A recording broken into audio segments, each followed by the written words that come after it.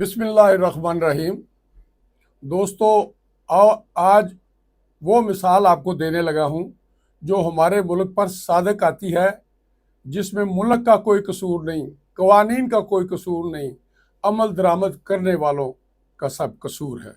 کہتے ہیں کہ کسی ملک کا بادشاہ تھا، اس کی ایک ہی بیٹی تھی، بڑی ہاتھ چھٹ تھی، بڑی بدتمیز تھی، لوگوں کو تھپڑ مارنا، مغلات بولنا، ٹھڈے مارنا معمولی سی بات تھی۔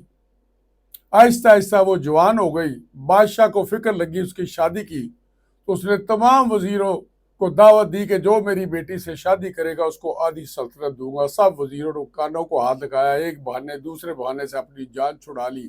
پھر رئیسوں کی طرف اس نے نگاہ کی، لیکن کوئی بھی اس رشتے کے لیے تیار نہ تھا، کیونکہ لڑکی کی بڑی بدنامی تھی کہ یہ بڑی بدتمیز لڑکی ہے۔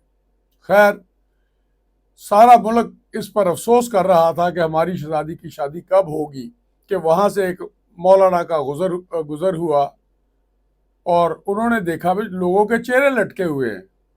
نے کہا جی خیر تو ہے، آپ کے چہرے لٹکے ہوئے ہیں؟ کہتے جی ہمارے ملک کی شہزادی جوان ہو گئی ہے، اس کے لیے کوئی رشتہ نہیں مل رہا۔ اس نے کہا چلو میں کرتا ہوں شادی اس کے ساتھ۔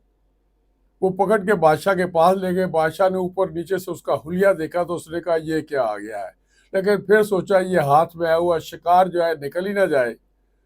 مولوی صاحب نے ایک شرط رکھی کہ جناب میری 3 شرطیں آپ کو قبول ہوں گی تو میں شادی کروں گا۔ بادشاہ نے سمجھا شاید یہ کہے گا باقی کی سلطنت بھی مجھے دو، تو کوئی بات نہیں، ایک بیٹی ہے اس کے نام کر دیں گے۔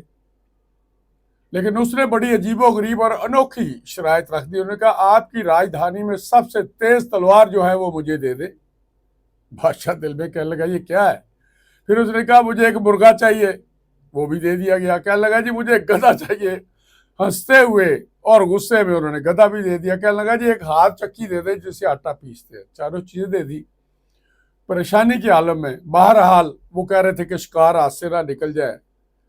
مولوی صاحب نے اپنی دلہن کو ساتھ لیا، شہر سے باہر نکل کے ان کو کھڑا کیا، مرغے پر، گدھے پر اور شہزادی پر اس نے تقریر کی کہ دیکھو میری بات سن لو غور سے، اگر کسی نے شور کیا تو میں اس کا سر قلم کر دوں گا۔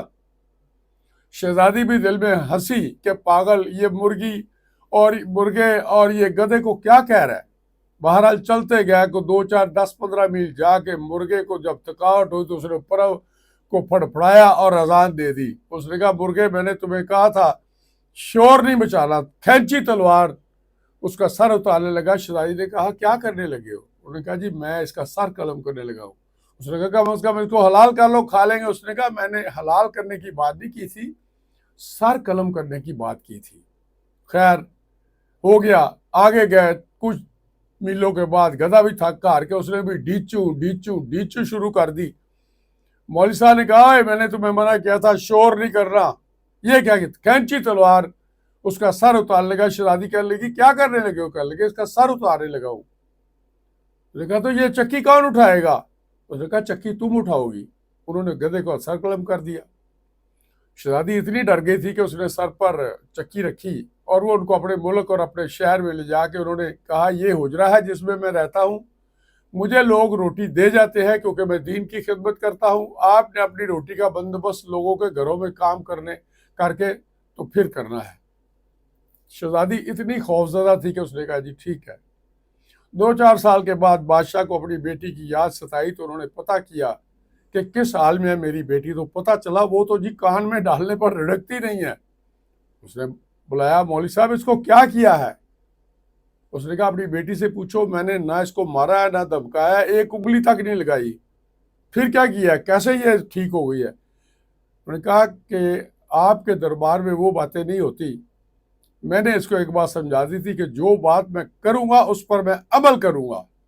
پورے پاکستان میں اگر 100 اونٹوں پر کتابیں لادی جائیں تب بھی کم پڑ جائیں گی، اتنے قوانین ہیں، لیکن عمل کسی پر نہیں ہوتا۔ ایک خاص معاشرے کا حصہ ہے جو بالا تر ہے قوانین سے، اور اس سے نیچے جو لوگ قابو آ جائے غریب غربے، ان کو قانون نیچے سے پڑھ کے تو اس کو سمجھایا جاتا ہے کہ یہ قانون ہوتا ہے۔